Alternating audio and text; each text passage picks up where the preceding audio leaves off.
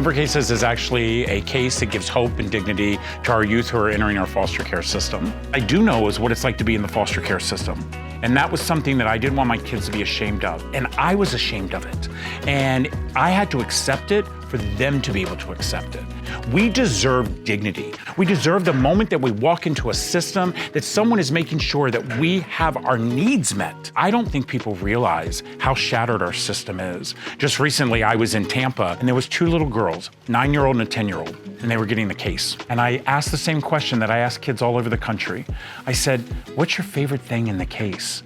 Most of the kids always say their stuffy or their book or their, oh, look at this coloring book. But this girl pulled out and she said, my toothbrush. I said, how could that be your favorite thing in that bag? And she said, my sister and I, we've been sharing a toothbrush for the last month.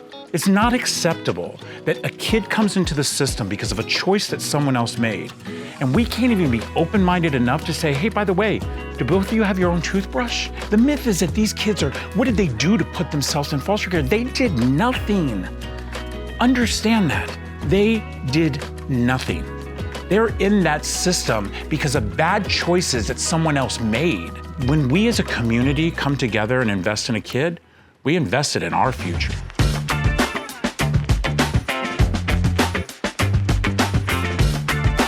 I'll scream it at the top of the mountain. The day that I met Steve was the day that I had the biggest weight take off my shoulders. Seriously, as someone who runs a nonprofit, who has to watch every single dollar, I want to make sure that when someone donates $1 to me, that it's actually going to the cause. See, the fact is that 97 cents of $1 with our organization goes to our mission.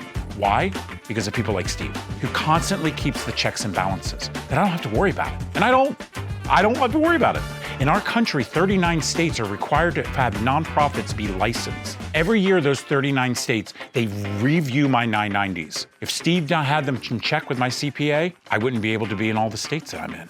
Prior to Steve, let me tell you something, there was many sleepless nights. But I'm gonna tell you, I've slept really good for almost 2 years.